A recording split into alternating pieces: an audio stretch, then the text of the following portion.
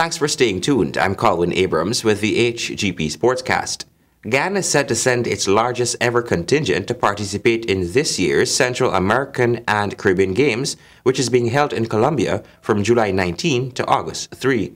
Stanford Howard has the details. And Thursday, the Guyana Olympic Association held a press conference to provide an update on the teams and officials that are heading to the CAC Games in the upcoming weeks. The Guyana contingent comprises of 98 persons, 79 athletes and 19 officials. This is Guyana's largest ever contingent to be sent abroad. President of the Guyana Olympic Association, Mr. Yasin, said success at this game will pave the way for qualification for the Pan American Game next year. Chef de mission for the CAC Games, Dion Nurse, said what he expects of the athletes. We're expecting our athletes to go there and to do their best. That is what we expect of our athletes. And after they're doing the best, whatever else comes is even icing on the cake. There's a few sports that stand out that we may expect that should do well. And as such, we're looking forward to that to materialize. In the badminton arena, coach Gukran Ramdani said the association has qualified for 4 spots. Narayan Ramdani, Jonathan Mangra, and Priyana Ramdani. They have been training very hard for the last 2 weeks to 3 weeks and beyond that. And we daily they're at the gymnasium, and we are trying our best to perform as the best as we can. As you know, we're up against a lot of tough players from the especially Central America, but we will still try our best and build our ranking points towards Pan Am and future tournaments. He also noted that the standard of players has been improving. In boxing, only 2 participants, Colin Lewis, who is fighting in the 64-kilogram bow, and Kevin Alicock in the 56-kilogram bow. Coach Terrence Poole had this to say. And we expect to do their best come. I don't want to say much because winning right now is not a priority in Guyana sports. That's it for now. Hockey secured both the men and ladies' position in the tournament since last year in Jamaica, when the women won the qualifying tournament and the men brought second. But because of a last-minute withdrawal of the host country, the Guyanese have been put in a tougher draw, said the coach of the hockey team, Robert Fernandes. It has changed up the groups a bit. Guyana's men's team is in the group with Dominican Republic, Mexico, and Guatemala. And the women's team has been shifted over to the other side of the draw, which is the harder draw. They're now in the group with Cuba, Mexico, and the Dominican Republic. There are 10 disciplines in Guyana's contingent, which include badminton, boxing, taekwondo, squash, cycling, table tennis, hockey, both men and women team, athletics, rugby, and swimming. For the Hgp Sport, I am Stanford Howard. As the Guyana national rugby team prepares for the upcoming Casco Championship, President of the Guyana Rugby and Football Union said he has had enough of the disrespect to players who have done more than enough to represent Guyana. The GRFU has been using the national park for most of its local tournaments and training. However, due to inclement weather patterns, this field has become unplayable, said GRFU President Peter Green.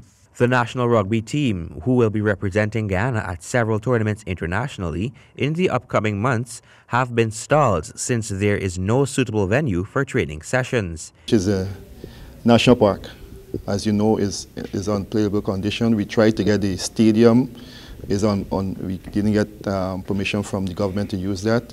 We were given the parade ground to train on, which is a more suitable condition. We want to thank City Hall for giving us that opportunity to use parade ground to train on. This will help the team in a far way because we know we're behind time in terms of our preparation for going to the Casco Games and the other international tournaments. ESAN Griffith, GRFU Public Relations Officer. president of the GRFU highlighted that the national park turf had previously had works done, but after use by several other persons, including football players, the field was in a horrible state. But I was promised. We were promised. And now what we have is a situation where half of the field is a mountain and the other half is being played by Brazilian football players, and every person you think you can go in the field and put their goal post on the field. So we have no ground whatsoever. We have been walking all around. We tried to get the ground up at Lenura, and they said football is using it. And so everywhere we went, football is using it. And I can't understand. Football is using our pitch too. So what happened now? Well, although the GRFU has secured the parade ground, Mr. Green said this field is unstable and can cause injury to players. Not every part is level, and the players injure their ankles. That is the reason why we started searching. Currently, the boys are training at the YMCA ground. When the grass is a bit high, we're going to get a cut. But the weather is looking promising now, so hopefully I can be able to have them into some speed drills. But I'm telling you that it is hard to put a smile on your face when you see your players coming up the field muddy. They tackle, they dive, they come up mud in their eyes, mud in their mouth. And still they're playing. They're not playing for personal game, they're playing for their country. The frustrated Green went on to point out the previous accomplishments by the national rugby team over the years and said he doesn't understand why they cannot get the attention they deserve. We've done a lot. We've been at the top. We are ranked 49th or 48 right now. It's fluctuating in the world of 115 countries. The sevens, we've got a record, if you've seen, almost 8 times the most championships in the Caribbean. We played in Hong Kong. We played in the world. But our players are not professionals. Director of Sport Christopher Jones, when contacted, said that the NSE is in the process of assisting with improving the national park facility.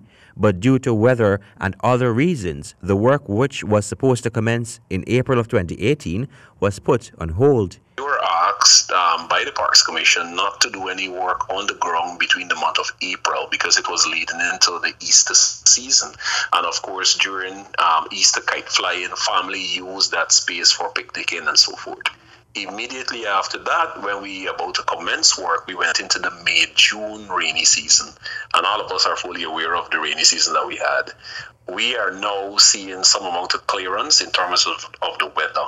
I was recently on the ground as recent as last week. The contact person at Public Infrastructure was already contacted with a view of recommencing work on the ground.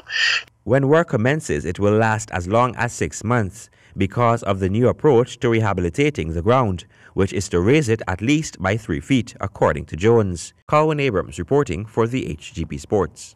Guyanese Cameron Hetmeyer's half-century and Craig Brathwaite's century puts Windies in command on day 1 of the second test at Sabina Park, Jamaica. Stanford has the details. Guyanese Cameron Hetmeyer produced a stabilizing knock of 84 not out on his return to Test cricket. Hetmeyer and Craig Brathwaite piloted the Windies to 295 for 4 at stumps on day 1 at Sabina Park in Jamaica.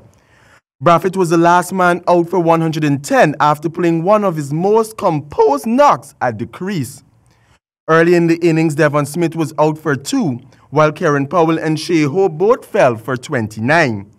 The Windies select to give pacer Kemar Roach the nod in the absence of injured Kemar Roach. For the Hgp Sports, I am Stanford Howard. Thank you, Stanford. Serena Williams will face Angelique Kerber in the Wimbledon women's singles final. This is Williams' 4th tournament since giving birth to her first daughter last year. She has now reached her 30th Grand Slam final. Williams also extended her impressive winning record in Wimbledon semifinals to 10-1, with an impressive 6-2, 6-4 victory over Julia Goerges. The American had never dropped a set in her previous 3 meetings with Goerges and broke in the 6th game to claim the opening set. Goerges clawed her way back from 2-5 to 4-5, breaking the Williams serve for the only time in the match in the 9th game. But the German 13 seed was broken again in the final game, and although she hit 20 winners to 16 for Williams, there was no doubt who was the superior player. The win extended Williams' unbeaten run at Wimbledon to 20 matches, dating back to a third-round loss against Alice Cornet in 2014. Williams will equal Margaret Court's all-time record of 24 slam titles if she stages a repeat of the 2016 final. For the Hgp Sports, COLWYN Abrams. And that has brought us to the end of this edition of the Hgp Sportscast. Remember, if your dream is big enough, the facts don't matter. Goodbye.